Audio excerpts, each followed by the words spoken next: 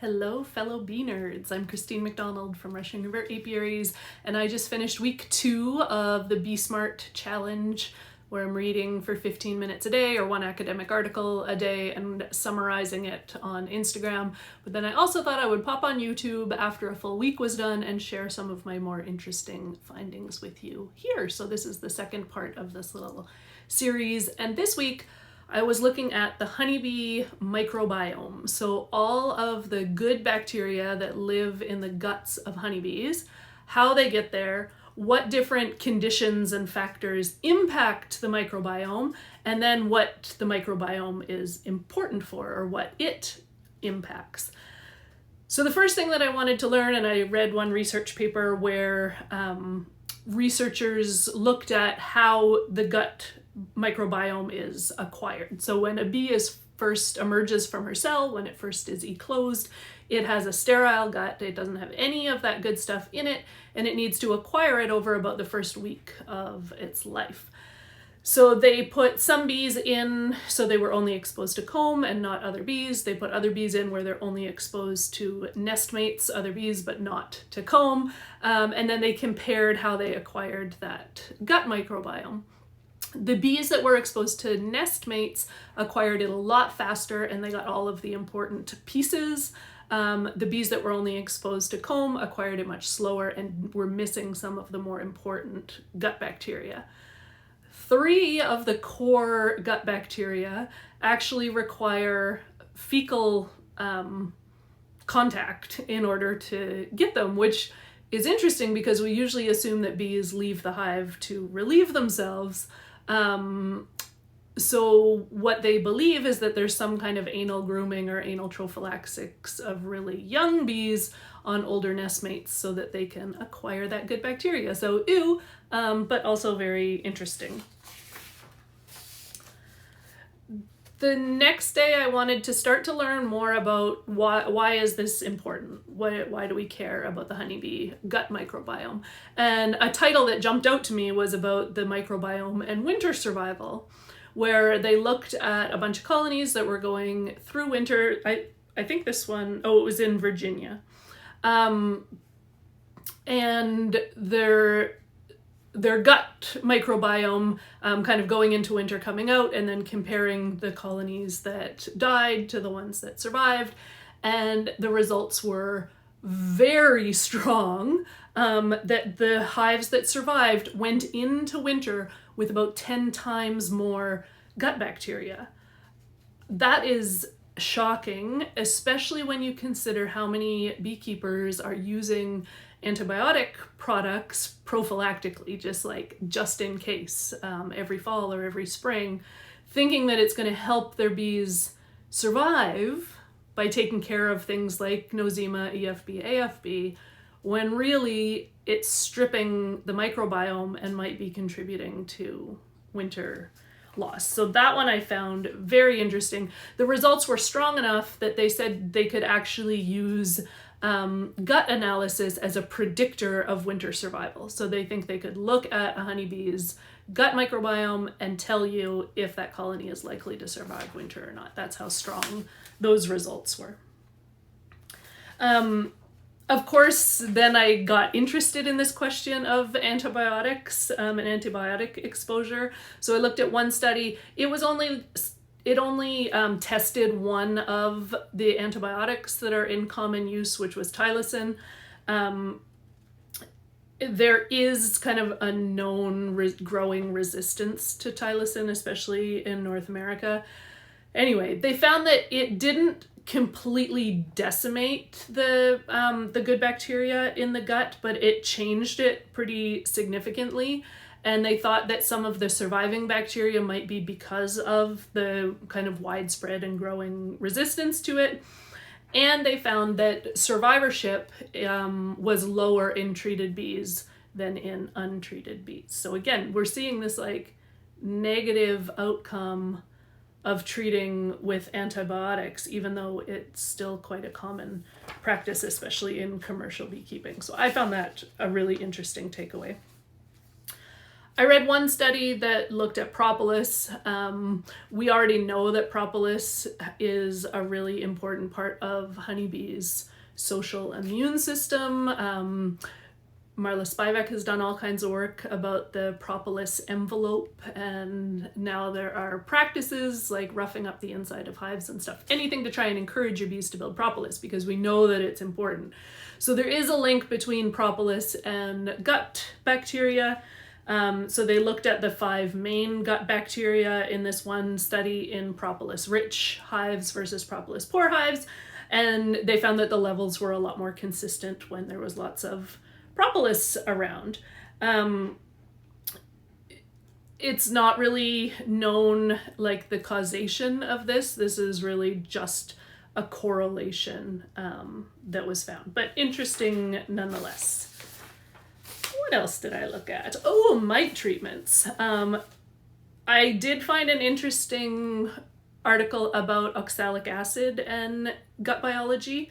And this one, the results are, a little bit tricky to interpret. So they studied with both dribble and vapor, and they were comparing bees from urban areas, which tend to have slightly poorer gut health, and bees from more natural areas, which tend to have better gut health. I feel like that's a big leap, like, to generalize that way, but anyway, maybe it's better to just say poor gut health bees and good gut health bees. They did make that a, like, relation to where the bees are being kept, but what they found was that if the bees had really good gut health to begin with, there was a slightly negative impact to their gut health because of oxalic acid.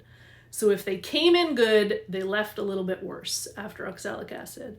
But if they came in with poor gut health, they actually left a little bit better following oxalic acid. So I don't know how we're supposed to know if our bees are going in with good or bad gut health. It's not something that you can just, like, test at home. But that was interesting. The results were, to me, I don't feel like a deal breaker. I assume my bees have pretty good gut health because we have good survivorship. We live in a fairly natural area. I'm not going to stop using oxalic acid.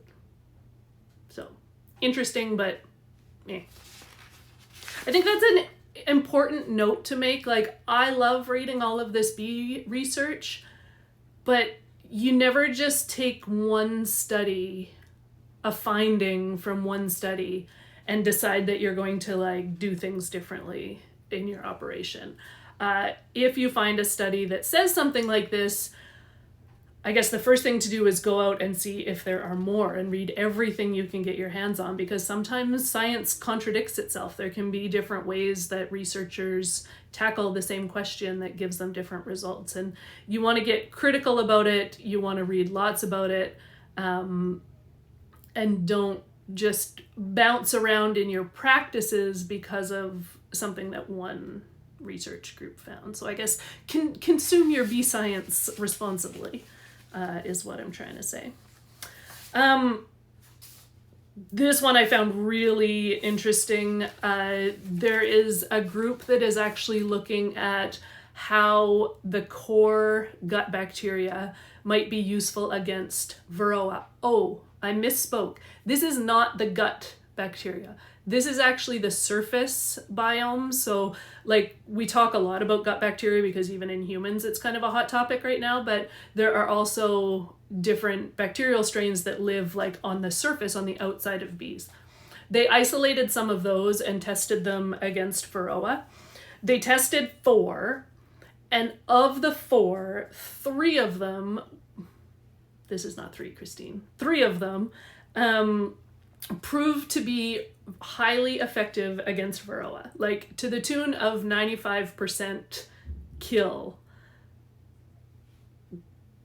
Bacteria that occur naturally on the bee, obviously delivered in, like, higher concentrations, were very deadly to Varroa.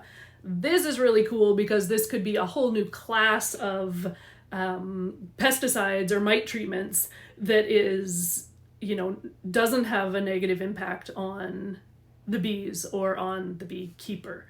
So very exciting research, and that one is something that I want to dig more into. And then finally, because I already knew that it was an issue from other readings that I've done, I wanted to read something about how different pesticides interact with the gut microbiome.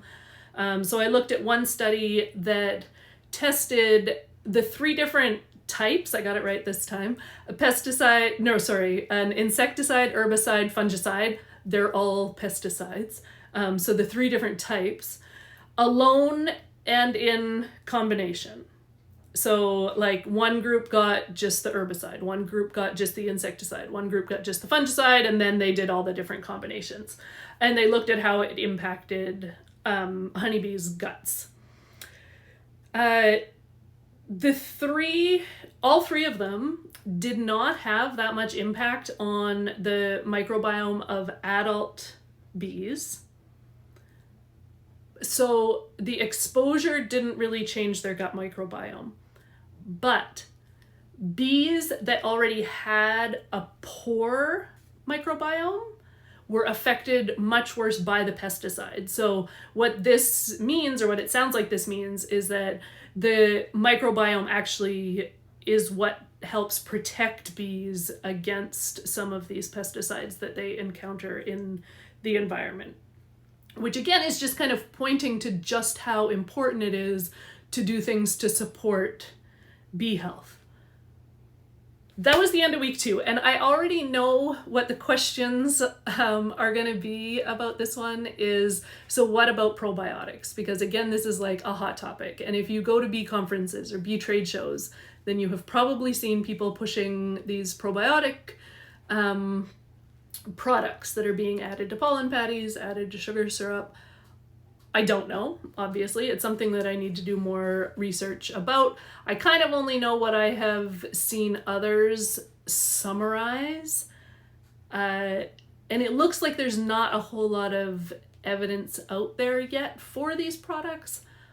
I'm hopeful that eventually there will be, seeing just how important it is. But I think one of the obstacles is that is just this identification of what are the core bacteria, and then figuring out how to support those. I think some of the kind of thrown together probiotic supplements in the beginning were just like assuming that the same stuff that's good for us might be good for a bee, and that might be where some of them are falling short in trials and stuff. So I know already from the literature that there are some, if you read Bee Culture or American Bee Journal, there's been a lot of debate about probiotic things in those over the last year. You will find scientific articles that support it, and you will find others that dispute it. And I just am not sure. I think more research needs to be done. Anyway, thanks for coming along on this nerdy little ride with me. If you have any ideas about what I should study next, or any feedback about this kind of series of science-y bee research, let me know in the comments, and I'll see you next time.